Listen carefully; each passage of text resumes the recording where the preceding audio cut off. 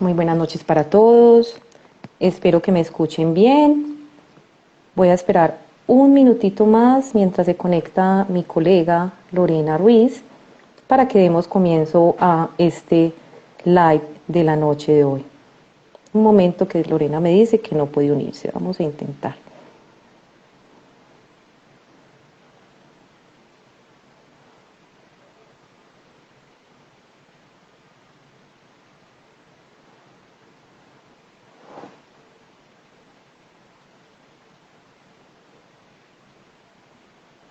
Lore me dice que ya está, pero Lore, ¿tienes dificultades para conectarte?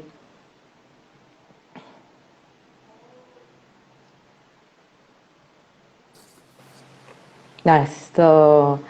Hola, ¿qué Hola más pues Kelly, Lore? ¿cómo has estado? Buenas noches, ahora sí. Bueno, qué rico que estés por acá el día de hoy. Pues nuevamente a tocar una temática sumamente importante. Entonces, para dar comienzo a este espacio del live, me presento. Muy buenas noches para todos, cordial saludo. Nuevamente, pues acompañándolos desde este espacio de paliativos y duelo. Mi nombre, para los que no me conocen, es Kelly Torres, psicóloga especialista en psicología de los cuidados paliativos. Y también se encuentra presente mi colega Lorena Ruiz, quien es trabajadora social especialista en psicología de los cuidados paliativos. Hola, muy buenas noches a todos. Encantada de poder estar aquí con este tema tan necesario de abordar. Kelly, cuéntame, el doctor, Ya lo estoy aquí, dale, que él ya nos había saludado por ahí con una manito. listo. Bueno, entonces cuando muere algún ser querido, sea una amistad, un familiar, el duelo, pues cada quien vive ese duelo de una manera única, ¿cierto? Se vive de una manera diferente, pero todos coincidimos en la inmensa tristeza ante esa pérdida. Sin embargo, cuando esa pérdida se da por suicidio, pues el duelo va a presentar como unas características que requieren atención muy particular y hoy vamos a resolver algunas preguntas generales de un tema tan amplio, ¿cierto? Tan delicado y lo vamos a hacer con un maestro en el tema. Encantada, doctor, que sea usted quien nos acompaña en este live. Buenas Muy noches, bien. muchas gracias a ustedes por la Hola, invitación. buenas Hola. noches, Medo. Pues gracias, Lore. Es por esta razón pues, que hoy tenemos como invitado a un maravilloso ser humano y profesional con amplia trayectoria en el tema de duelo. Y se trata del doctor Jorge Montoya Carrasquilla, quien es médico, gerontopsiquiatra, tanatólogo, experto en duelo y facilitador de grupos de apoyo para sobrevivientes de suicidio. Tiene formación en cuidados paliativos, en intervención psicosocial en enfermos terminales y también es magíster en investigación gerontológica con énfasis en psicogerontología. Actualmente es director de diferentes diplomados a nivel nacional e internacional. Tiene múltiples diferentes publicaciones y libros con enfoque a su formación y nos quedaría corta la hora, doctor Montoya, para mencionar su amplio currículo. Es por esa razón pues que le damos la bienvenida, muy buenas noches y para nosotras desde nuestro proyecto de paliativos y duelo es un honor poderlo tener aquí y que haya aceptado nuestra invitación. Nada, a ustedes por la invitación, el honor es para mí también y mucho gusto, muy contento de estar aquí en esta agenda tan apretada, pero Sí, encantado de estar porque con sé que es ustedes. sumamente apretada. Gracias, Por Doc. eso lo apreciamos aún más, doctor, porque sabemos que vive muy ocupadito y sin embargo nos hizo el espacio a nosotros y pues a todo el público que nos está viendo y tratando de encontrar tantas preguntas a esta situación tan particular, ¿cierto? Yo quisiera comenzar como abordando el tema de la duda y la culpa, ¿cierto? Que están muy presentes en el duelo por suicidio. Digamos que el sobreviviente se pregunta constantemente por qué esa persona se suicidó, ¿cierto? ¿Por qué no me di cuenta de lo que estaba pasando? Mil preguntas que los llevan como a estar constantemente teniendo esos pensamientos que provocan esta duda y esta culpa. Entonces, sabemos que el suicidio es multicausal, eso lo aprendí de usted, ¿cierto? Que nunca ocurre por una sola Una razón. sopa, es una ¿Usted sopa. podría expandirnos un poco más este aspecto como para ir contextualizando? Muy bien. Una de las cosas, el suicidio produce ciertas particularidades que no tienen las otras pérdidas. Obviamente tiene muchas cosas en común con cualquier tipo de pérdida, pero tiene unas características peculiares, así como la tiene perder un hijo, así como la tiene perder la pareja, así como la tiene perder una mamá. Cada duelo tiene sus características peculiares, pero tienen muchas cosas en común, por supuesto. Entonces, eso que planteas sobre buscar la razón, eso se convierte en muchas familias en un viacrucis horrible, constantemente buscando una causa medianamente racional que explique por qué la persona se suicidó. Y hay de verdad, por lo menos yo lo he visto mucho en mis pacientes, asistir como una especie de peregrinaje, buscando por todas partes qué fue lo que llevó a la persona. A veces encuentran algo que les calma esa búsqueda y dicen, ya sé por qué, ya no voy a buscar más. Otras veces, las más, terminan por decir, después de muchísimo sufrimiento, no tengo ni idea por qué fue. Pero llegar a eso, para llegar a esa respuesta, es un muy largo y doloroso camino porque pican por todas partes. Por ejemplo, yo ahora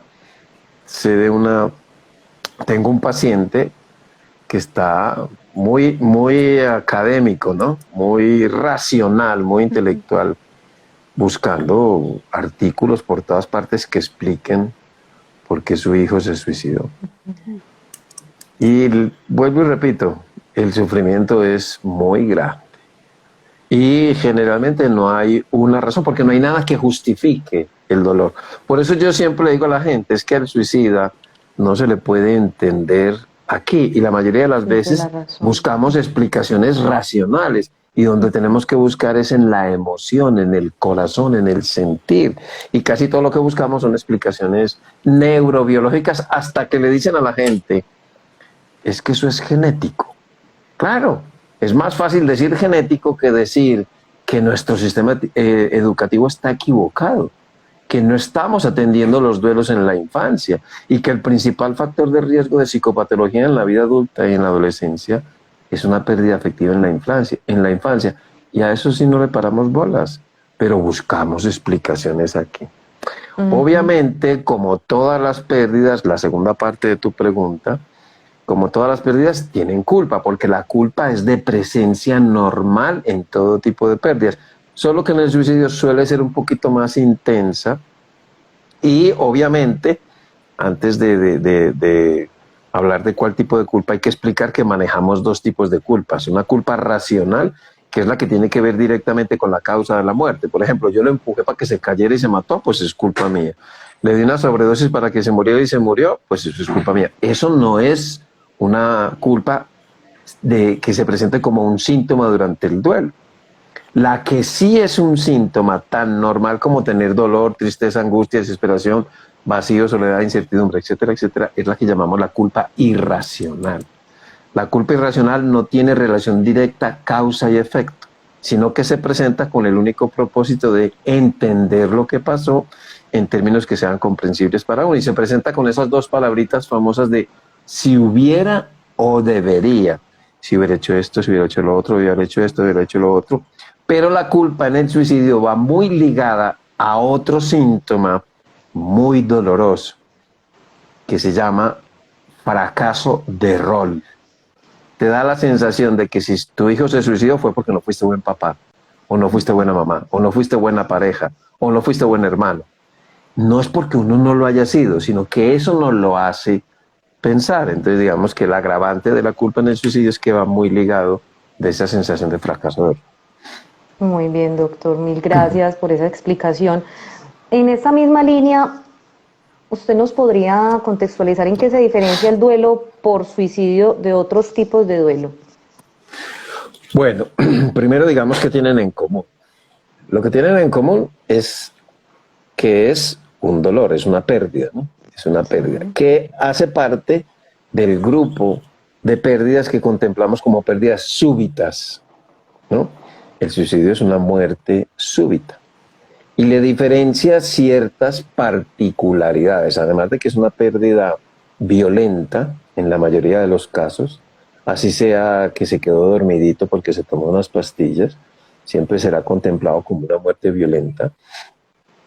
Tiene de diferencia las características del duelo que van asociadas al suicidio. Ya hablamos, por ejemplo, muchas sensación de traición y abandono que no se...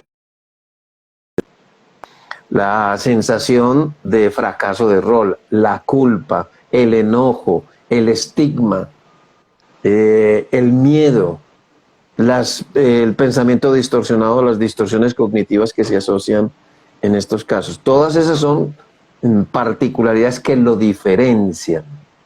Es decir, en las manifestaciones de la pérdida. Eso es lo que lo hace diferente. Igual que, por ejemplo, la pérdida de un hijo, si además se suicidó, te añade el hecho de que la pérdida de un hijo tiene una característica muy peculiar y es que es la única herida que es narcisista, es una herida al propio yo. Entonces ahí se le van juntando cositas, ¿no? Pero digamos que esas son lo que lo diferencia. Pero hace parte de las muertes súbitas que son diferentes de las muertes anunciadas por una enfermedad más o menos larga que ya conocemos, ¿no? Muy bien, doctor. Una muerte inesperada, ¿cierto? Donde no se puede hacer ese duelo anticipado. Súbita, Bueno, que te entonces, coge de sorpresa. sí, de repente, exacto. Digamos que en el duelo general, ¿cierto? Sabemos que se manejan como estadísticas muy bajas en relación con la cantidad de casos que se complican, ¿cierto? Que como entre el 5, el 20% pues, se pueden considerar que se vuelven patológicos y esto. Cuando hablamos de duelo por suicidio, siempre se va a complicar, o sea, debe ser siempre acompañado por un profesional. Bueno, eso hay que desmitificarlo un poco. ¿En qué sentido? Ningún duelo se complica si la atención es adecuada. ¿De acuerdo? Es como una herida, ¿no? Ninguna herida se va a complicar si la atención es adecuada. Si la atención es superficial, descuidada, sí se puede infectar. Porque lo que realmente importa no es la forma de morir, ni siquiera dónde se murió, sino con quién voy a estar yo. Si estoy con las personas apropiadas, probablemente no me pase nada. Pero el problema es que carecemos de atención especializada, ¿cierto? Por ejemplo, conocemos muchos grupos de duelo, pero ¿cuántos hay de suicidio? Muy poquitos. Yo no sé por qué la gente no se le mide tanto como a ello, pero bueno, para algunas personas es muy complejo, para otras es hasta muy curioso, ¿no? Que va gente a ver cómo es que es ese asunto. Pero las estadísticas dependen del lugar donde tú las obtengas. Si tú en este momento obtienes estadísticas en Colombia, te van a dar muchos duelos complicados. Entre otras, yo no uso la palabra patológico. Patología la restringo a un duelo asociado a depresión. Pero si la haces aquí en Colombia, donde la atención en duelo es muy pobre, la mayoría se te van a complicar. Si lo haces tal vez en México, donde hay un poquito más de atención tanatológica, atención en duelo, puede que las estadísticas no sean tan altas. Si lo haces en Estados Unidos, depende de tu capacidad adquisitiva, a ver si tienes con qué pagarte un terapeuta apropiado que esté certificado para atención en duelo. Tal vez en Europa, donde los sistemas de salud están un poquito mejor y hay asociaciones y fundaciones. Bueno, entonces depende. A ver, un suicidio en el campo, lejos de un área urbana, probablemente se te va a complicar. Incluso la muerte de tu mamá se te va a complicar, así haya muerto por una enfermedad. Otra cosa es si lo hacen en un área urbana con un buen sistema de salud. Entonces no le echemos la culpa a la circunstancia en sí, sino que la verdadera culpa está en quienes rodeamos a las personas en duelo, porque no lo saben hacer. Si lo supiéramos hacer, miren, traslademos el asunto a una insuficiencia cardíaca. ¿Se te van a complicar todas las insuficiencias cardíacas? Seguro que sí, si no tienes los cuidados adecuados, ¿sí o no? Es que no hay ninguna diferencia. Son dos problemas que dependen mucho del entorno. Entonces, la mayoría de las veces las complicaciones provienen de un entorno no adaptativo, no conocedor de la problemática del sujeto. Doctor Montoya, dado pues como ese impacto emocional que puede llegar a generar una muerte de un ser querido por suicidio, ¿es recomendable revivir la experiencia de lo sucedido para facilitarle a la persona la expresión de sus emociones? Pues, ¿qué tan recomendable es para este tipo de duelo estar hablando constantemente del día del suceso, digámoslo así? Bueno, a ver, Eso se llama una terapia de exposición, ¿no? Eso ha sido criticado, la terapia de exposición o la retraumatización, por ejemplo, que ha sido muy criticada cuando se habla de debriefing, por ejemplo. Pero es la base de la técnica narrativa, el cuénteme. Lo que pasa es que eso depende el contexto en que lo hagas, cómo lo hagas y con quién lo hagas. Sabemos que duelo que no se expresa es duelo que no se cura. ¿De acuerdo? Correcto. Y lo que se expresa se saca, ¿no? Lo que no se expresa se somatiza, o como dice un dicho muy médico, si el corazón no llora, otro órgano lo hace por él. Cada vez que hablas, sacas dolor, pero tienes que saber con quién lo estás sacando. Porque si yo a ti medio te conozco y te pregunto qué tal y tal cosa, que cuéntame cómo murió tu papá, y tú me empiezas a contar todo el trauma, y yo te digo, ay, qué pena, pues que me tengo que ir ya, y me dejas en la mitad con un dolor horrible porque estás desesperada porque no sabes cómo ayudar al otro, pues eso está muy mal. Pero si tú lo haces en un contexto clínico, en un contexto con una buena contención, con un buen acompañamiento, con un buen abrazo, con un buen vaso de agua fría, pues la cosa es muy distinta, las cosas son muy distintas. Entonces nunca será malo repetirlo. De hecho, una de las primeras técnicas asertivas realmente y efectivas en el tratamiento del síndrome de estrés postraumático es cuénteme la historia y escríbala. Y escríbala y escríbela o cuéntela porque la vas agotando. Por eso decimos en el duelo que dolor que no se gasta, ahí se queda. Lo que pasa es que hay que saber dónde hacerlo, en qué momento y con quién, ¿no? Porque uno no está dispuesto a contárselo a todo el mundo. Y cuando usted menciona lo de el asunto de ese vaso de agua fría, de la importancia de tener ese apoyo, cuéntenos un poquito cuál es la eficacia. Eso es muy curioso porque poca gente lo sabe. Y es que miren, yo creo que por ser médico, es que describo cómo es el perfil fisiológico de una persona en duelo. Y vale para cualquier tipo de duelo. Cuando uno pierde un ser querido, se enfrenta a la situación más estresante desde el punto de vista psicológico que podemos soportar los seres humanos. Y nuestro organismo responde a las situaciones estresantes de una manera muy primitiva. Se dice que el origen de la respuesta de estrés viene de nuestro cerebro más primitivo, que es el que se llama cerebro reptiliano, que es común a todos los mamíferos de este planeta. Y produce una respuesta de lucha y huida. Para resumir, se activa lo que conocemos la cascada del estrés. O sea, yo me enfrento a una situación estresante y se dispara una cosa dentro de mi cabeza que se llama la cascada del estrés. Lo primero que hace es que se dispara el eje neural. ¿Qué hace el eje neural? Pone en hiperfuncionamiento el sistema nervioso simpático y el periférico, que son... No, primero el simpático, lo que hace el agüita es activar... Periférico, le explico. Se activa el simpático. ¿Qué hace el simpático? Aumenta la frecuencia cardíaca, por eso es que sentimos palpitaciones. Se activa el simpático, aumenta la frecuencia cardíaca, la presión arterial, la frecuencia respiratoria, disminuye el flujo sanguíneo al aparato digestivo y se produce glucosa. El organismo se prepara para salir corriendo. Y el sistema nervioso periférico contrae los músculos porque se prepara para salir corriendo. ¿Qué hace el agua fría? El agua fría, cuando entra en contacto con la orofaringe, o sea, lo que vemos al fondo de la boca, produce un reflejo vagal. Se activa el nervio vago. Y el nervio vago es el representante del sistema nervioso parasimpático. Entonces, si el simpático aumenta la frecuencia cardíaca, el parasimpático la baja. Por eso es mucho más sedante. Hace lo contrario. Justo del simpático. Pero, ¿qué información? Por eso se llama parasimpático. Una muy buena explicación. Y siguen más cositas, ¿no? Y siguen más cositas para adelante, pero esa es como la respuesta inicial que dura por ahí media hora. Pero qué información tan valiosa, porque justo en situaciones así todos nos vemos encartados sin saber qué hacer, ¿cierto? Uno quiere hacer algo y como que no le da. Y miren algo tan simple, tan sencillo. Pero de hecho, lo han hecho los deportistas. Pues uno es que por un aroma. Claro. Que la aromática. O un tinto. ¿Qué hacen los deportistas cuando hacen ejercicio para recuperarse cardiovascularmente rápido e hidratarse?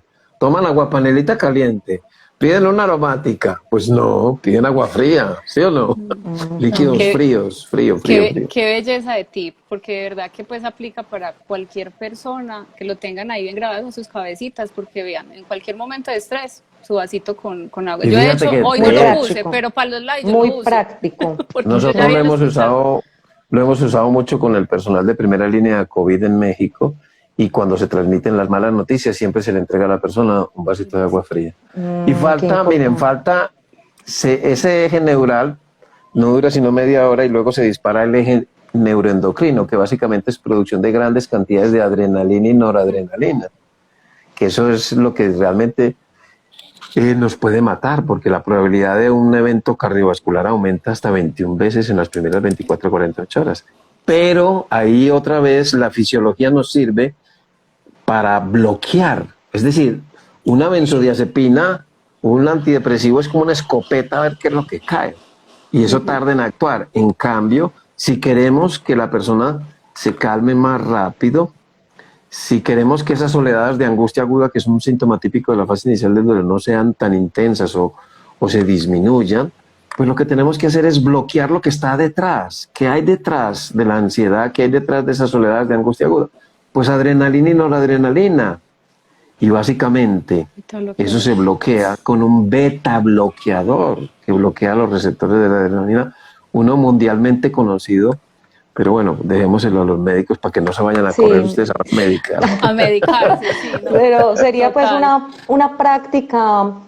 una práctica muy funcional en el ámbito de dar lo que es malas noticias, No, y en como este tener de duelo por ese suicidio, apoyo. Kelly, por lo que hablamos ahorita, que es pues un duelo inesperado, ¿cierto? Súbito. Total, Entonces la súper. crisis va a Va- ser aún mucho más profunda. Así que a tener Mucha agüita. los pañitos, los clines para Pero, las lágrimas y ¿cómo el se agüita. llaman los clines? ¿Cómo les llamamos a los clines? Asistente cardiovascular.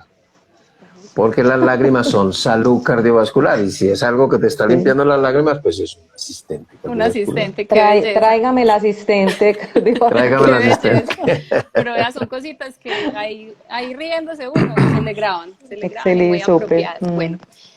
Bueno, quiero hacer como otra preguntita. Es muy común ver que cualquier persona en duelo de cualquier tipo, ¿cierto? Generalmente pues se quiere como mantener en un aislamiento social, ¿cierto? Y que es algo que nosotros desde el acompañamiento profesional pues trabajamos mucho para evitar, porque es una pues como de las metas que tenemos, que no se dé ese aislamiento social, que el doliente tenga sus momentos de recogimiento, más no aislamiento, ¿cierto?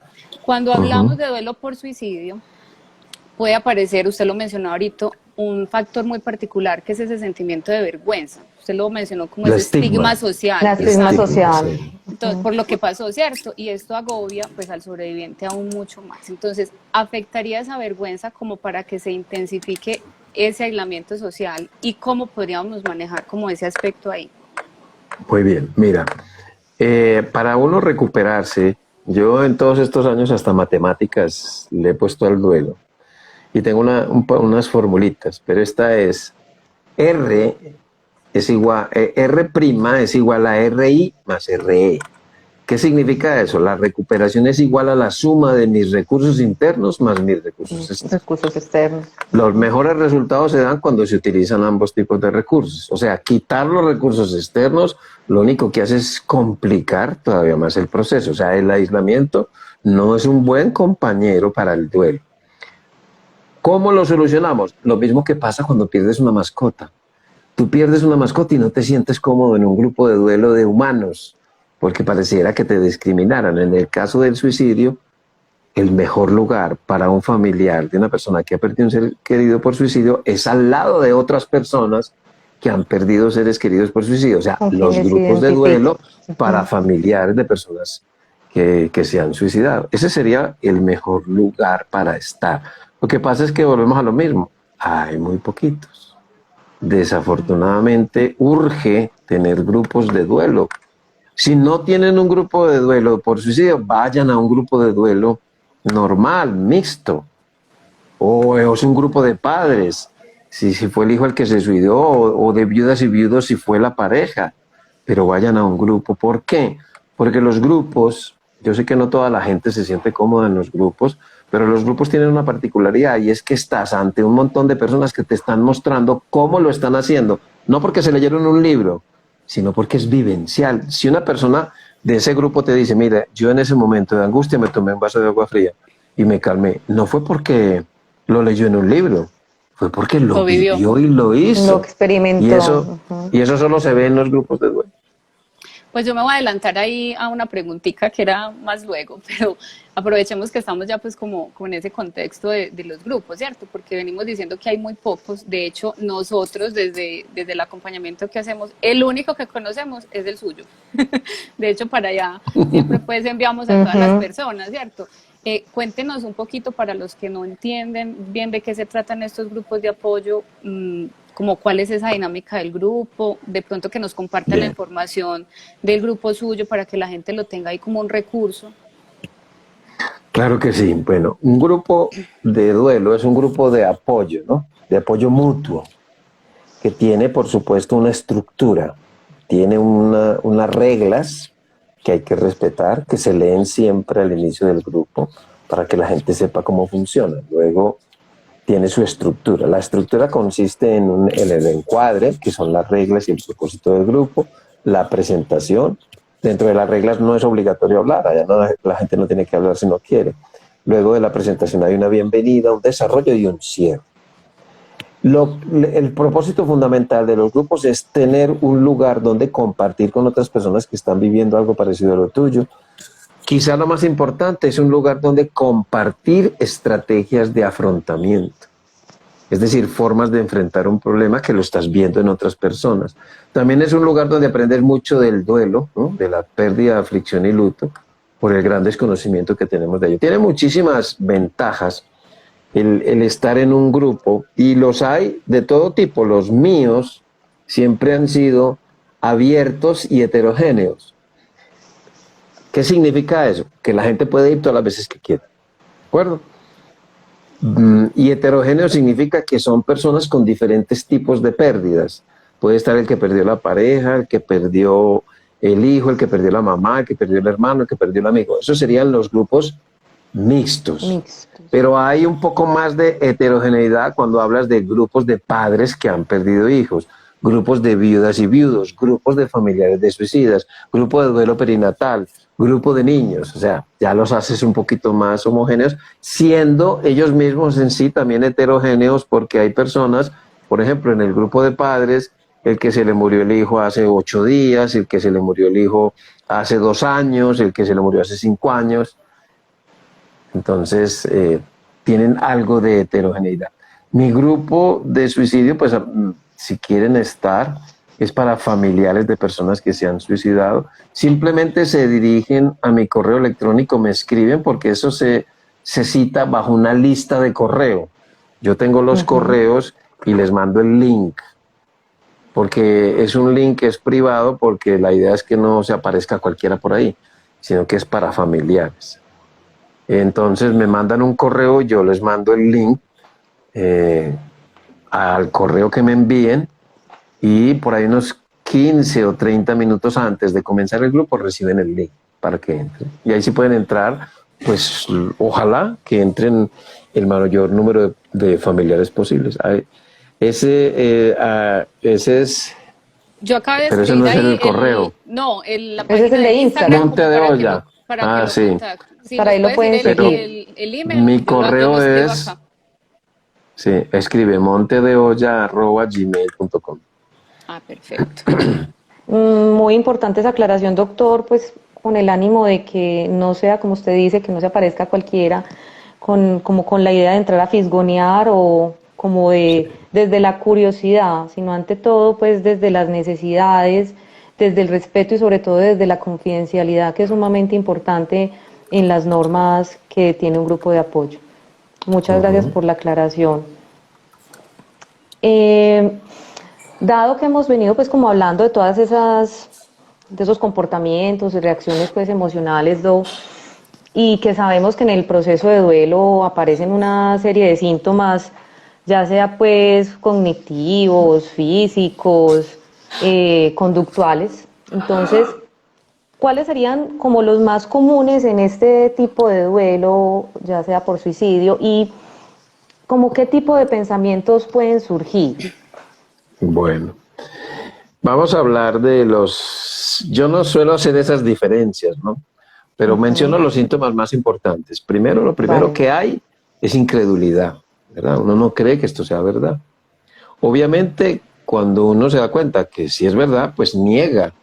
Y a ratos niega, a ratos acepta, a ratos niega. La negación es un mecanismo bastante útil, pero es un mecanismo de defensa, no es una fase, es un mecanismo de defensa Mecanismo. que nos ayuda a afrontar las cosas cuando no somos capaces. Cuando el nivel de angustia sube demasiado, hago un corte y digo, quieto ahí, y lo niego. La aceptación no es un proceso tan simple. Hay dos tipos de aceptaciones, la intelectual y la emocional. La intelectual es inmediata porque viste el cuerpo muerto. Pues, muchos de mis pacientes se encuentran a sus hijos suicidados, ¿no? Ahorcados o con la forma que sea, ¿no? A veces unas formas muy traumáticas. Entonces a ratos aceptas aquí y aquí te peleas intelectualmente, ¿no? No puede ser. La otra cosa es aceptar emocionalmente. Ustedes saben que uno no puede aceptar las cosas de una sola vez. Eso es un proceso muy lento. Bueno, pero digamos que los dos síntomas más importantes en el duelo, el primero de ellos se llama anulación psíquica, que en términos paisas, en términos de nosotros, es que a uno se le cierra el entendedero. Uno no coordina muy bien. La anulación psíquica se define como la incapacidad que tenemos las personas para procesar información cognitiva en tiempo de crisis. Entonces no entendemos muy bien, pero nos volvemos muy sensibles a lo que vemos y a lo que oímos. Somos hipersensibles al lenguaje no verbal y paraverbal. El síntoma más clásico, más llamativo de la fase inicial del duelo se llaman las oleadas de angustia aguda, que como el nombre lo dice, son pequeñas crisis de angustia muy intensas que vienen por raticos.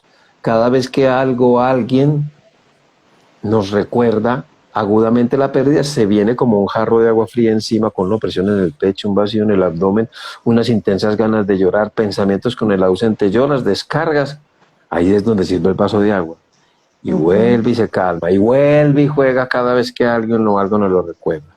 Dentro de los pensamientos están los pensamientos obsesivos, que son esos pensamientos recurrentes, repetitivos, de repasar lo que pasó, ¿no? De ver la escena, de ver cómo quedó, cómo fue la muerte, cómo fue que lo encontré, etc.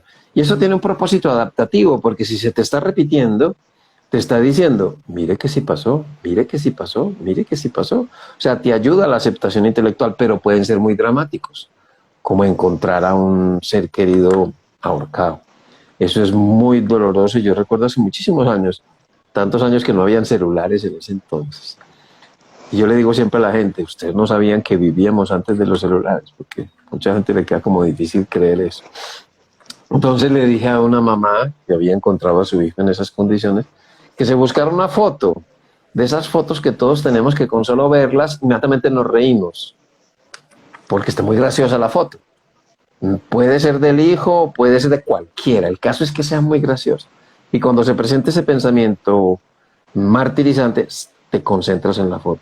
De hacerlo varias veces, logras bloquearlo. Eso se llama competencia de estímulos, que es muy efectivo. Bueno, hay muchos más síntomas. Está el fenómeno de la montaña rusa, están los síntomas de despersonalización, desrealización, están las preguntas sin respuesta y están los síntomas físicos consecuencia de la descarga adrenérgica de adrenalina y noradrenalina, que son boca seca, suspiradera, debilidad muscular, temblor sobre todo en las manos, trastornos del sueño y del apetito, náuseas, orinadera, diarrea, bostezos, palpitaciones, mareos, todo un montón de cosas.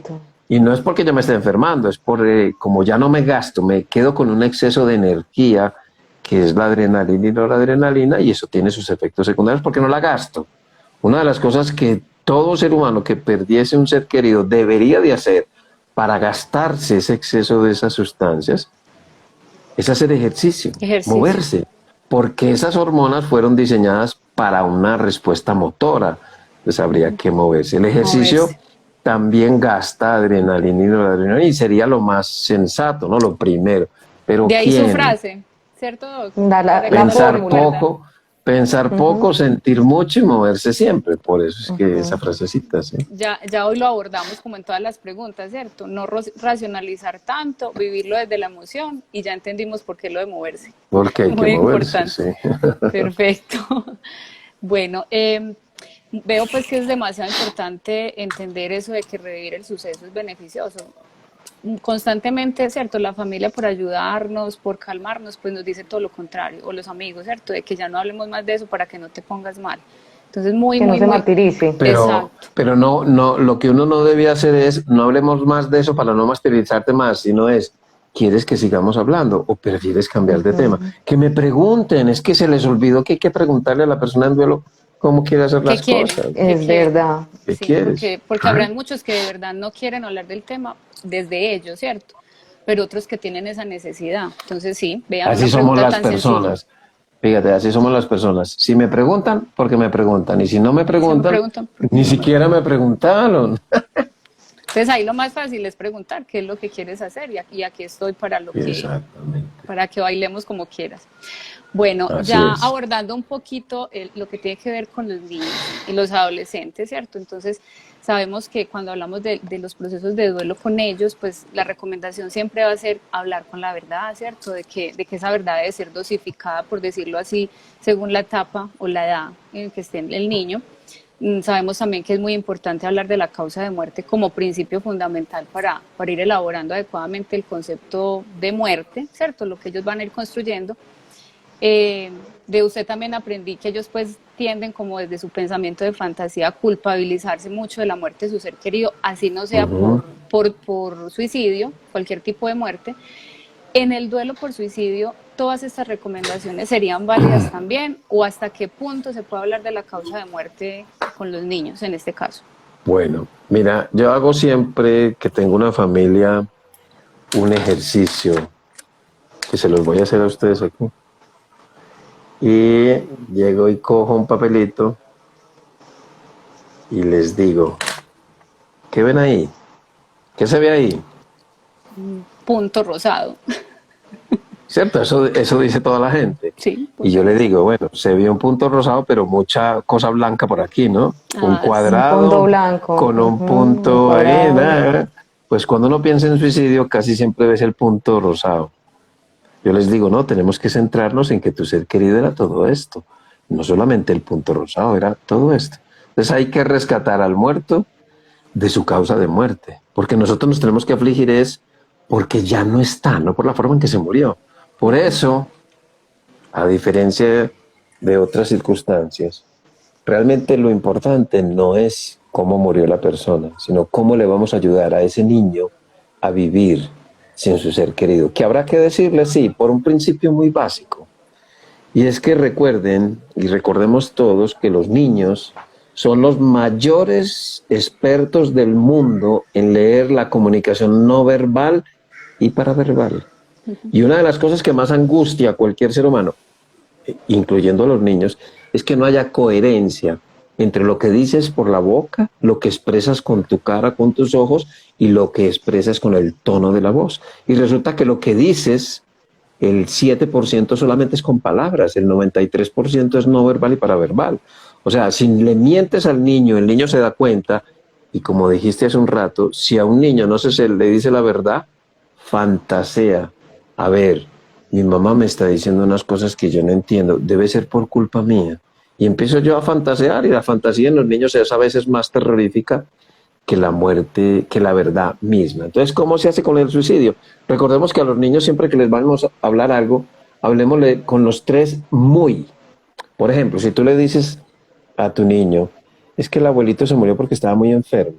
Ah, bueno, y tú al rato, al día siguiente, ay, estoy tan enfermo. Uy, entonces el niño se asusta porque Se va a morir, que te vas a morir.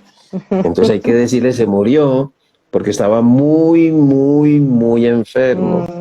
Se murió porque estaba viejo. Y cualquiera de nosotros para un niño es un viejo. Entonces se murió porque estaba muy, muy, muy viejo.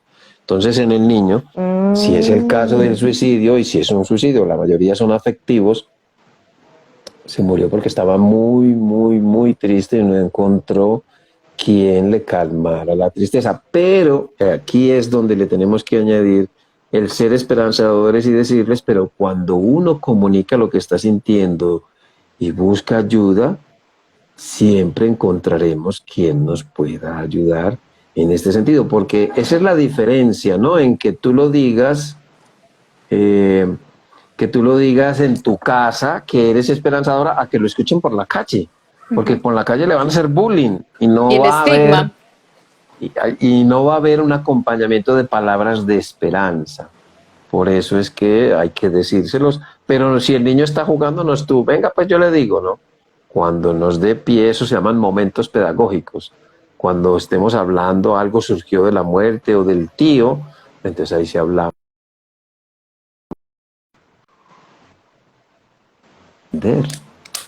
Quiere conocer, no por otra cosa, porque está viendo cosas rarísimas en su casa, gente que está manifestando unas incongruencia entre esas comunicaciones y eso le desespera y además se le hace se le hace como una especie de conspiración del silencio donde no se le dice nada, entonces al niño se le aísla de los canales normales de comunicación.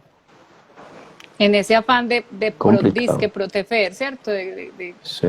De protegerlo y ahorrarle dolor, cuando sabemos que todos nos edifican y nos ayudan, como lo que decías ahorita, a usar esos recursos externos, a nosotros los adultos a sacar los internos, a ellos a irlos construyendo. Entonces, casi siempre que negamos a esos niños toda esta información, les estamos negando la oportunidad de que empiecen a desarrollar esos recursos internos que les van a servir cuando estén más grandecitos. Muy importante esa respuesta, porque todos nos vemos embalados con el tema de los niños. O sea, el duelo ya es complicado y con los niños como que se le vuelve a todo el mundo peor. un problema, ¿cierto? Y no es tan complicado, la verdad que no. No, es mucho más simple porque no tienen los prejuicios que tenemos los adultos. Exactamente. Así es, doctor. En todo lo que hemos venido pues conversando, usted nos ha dado cuenta de una serie de estrategias, ¿sí? Unas muy sencillas. ¿Qué otras estrategias podría usted recomendarnos para el proceso de duelo por suicidio? Vale, las mismas estrategias que para todo tipo de duelo, ¿no? Tal vez aplican por mi estructura, pues, o por mis circunstancias, yo quiera utilizar más intensamente unas que otras, pero dentro de los recursos internos tenemos muchos. Tenemos, por ejemplo, el saber poner límites, ¿no? Hasta dónde la gente se tiene que meter en el propio duelo. La distracción es fundamental. Obviamente hay algo que pensar, ¿no? Hay que usar la cabeza también. Podemos sublimar, coger todas esas angustias que nos genera la situación en ayudar a otras personas. Por ejemplo, en los grupos de duelo eso se ve con mucha facilidad. Podemos usar la silla vacía, que yo la llamo la silla vacía modificada, que es hablar con el ser querido, hablarle a una foto, hablar mientras conduzco, mientras hago ejercicio, mientras camino, mientras trabajo, como si mi ser querido estuviera ahí, y hablar con él, como dicen los mexicanos, platicar con él sobre lo que estoy sintiendo y lo que lo extraño y lo que me está doliendo, lo que pasó. También una de las más importantes es el escribir un diario de duelo, entre otras cosas, o cartas epistolares, el ejercicio físico, el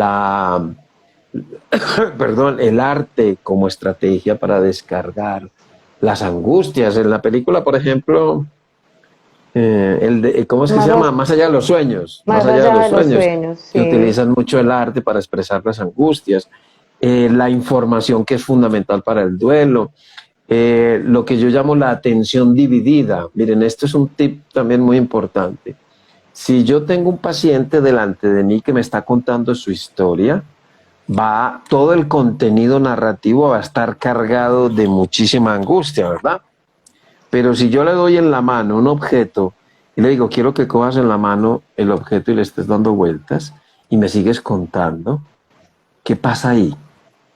La persona tiene que estar... descargar algo allí. No, está prestándole atención a lo que tiene en la mano, pero también me está contando, tiene atención en lo que me está contando. O sea, la atención ya está dividida. Entonces toda la carga emocional no va en el relato, sino que la tienes que estar distrayendo. Eso se hace más fácil si le dices a la persona, ven, vamos a dar un paseo y me vas contando. Te vas caminando con él y te va contando. O lo que hacemos con los niños, quiero que me hagas un dibujo. Entonces vemos al niño dibujando y le digo, ¿Me quieres contar qué fue lo que pasó? Entonces el niño está dibujando. Ah, sí, es que mi papá se cayó y no sé qué. Y la atención está dividida.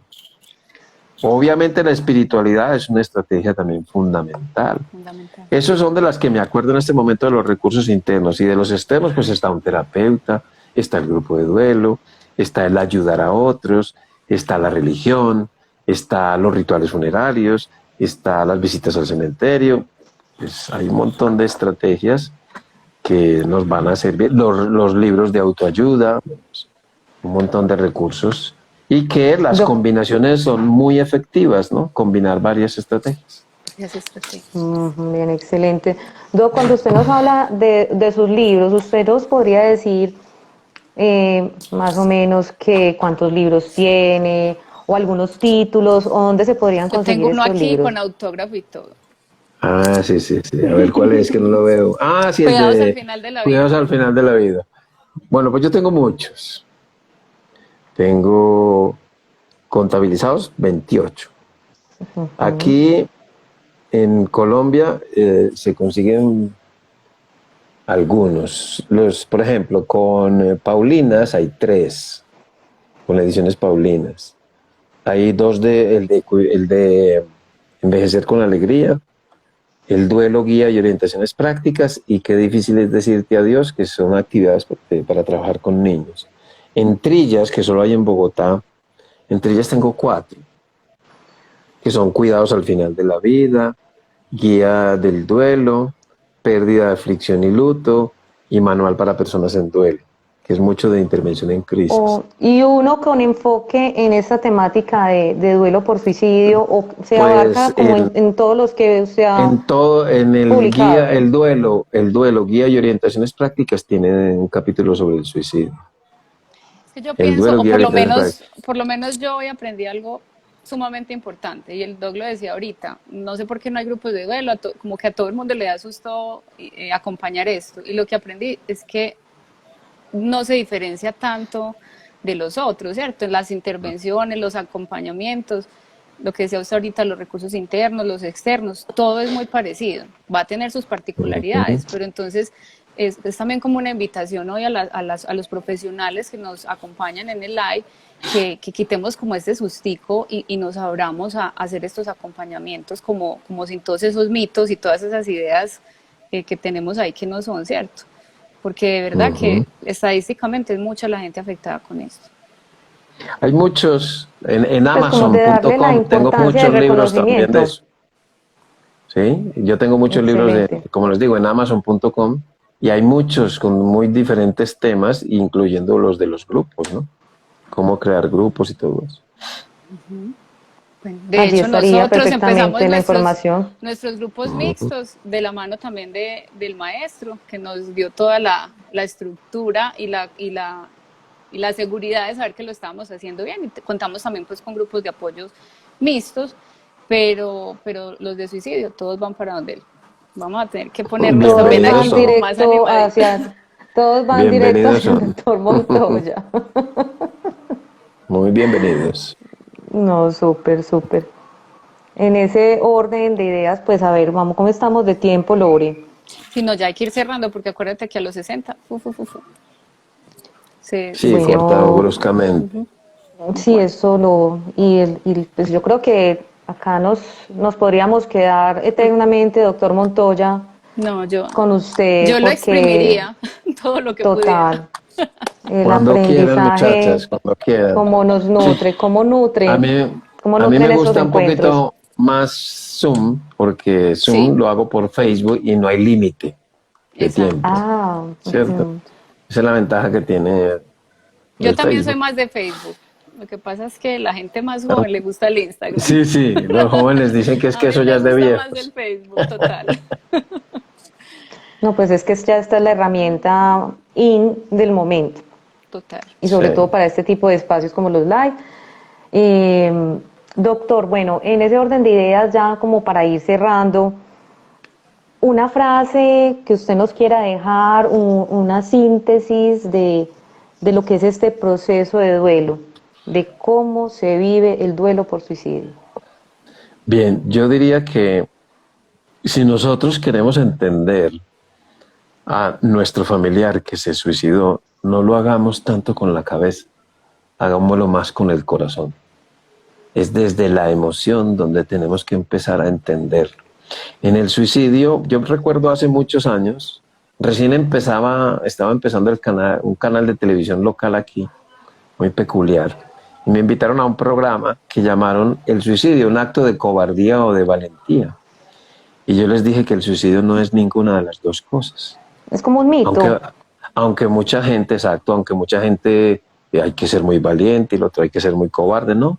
El suicidio es un acto de una absoluta desesperación, en la mayoría de los casos. Matándose uno, se mata la desesperación, con lo cual siempre hay algo de esperanza.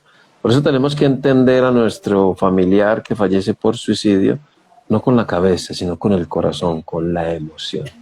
Quizá ese sería como el mensaje más importante, y por supuesto que hay que separar la causa de la muerte del muerto mismo, porque esa persona era mucho más que esos últimos segundos de su vida, y no nos quedemos en los últimos segundos, recordemos toda su historia para verlo en su integridad. Muy bien. Por aquí había alguien que quería hacer como una pregunta, entonces Sí, le estoy como estamos esperando diciendo a ver que si la escribo. que si la quiere plantear, aprovechemos estos cuantos minutos Sí.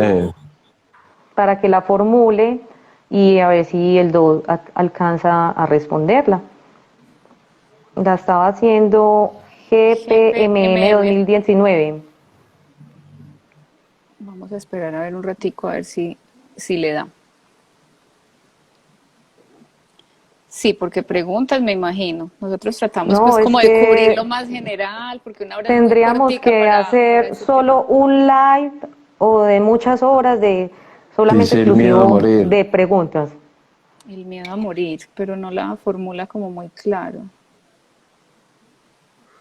Pues a ver, decir una cosa del miedo a morir. Primero es sano, porque es una medida de protección que tiene nuestro organismo para proteger la vida. Obviamente a la mayoría de la gente le da miedo, y todos los días podemos decir que estamos aprendiendo un poquito a tener menos de miedo, pero el miedo viene mucho del desconocimiento, ¿no? Cuanto más alejes la muerte, más miedo le vas a tener. O sea, conócela.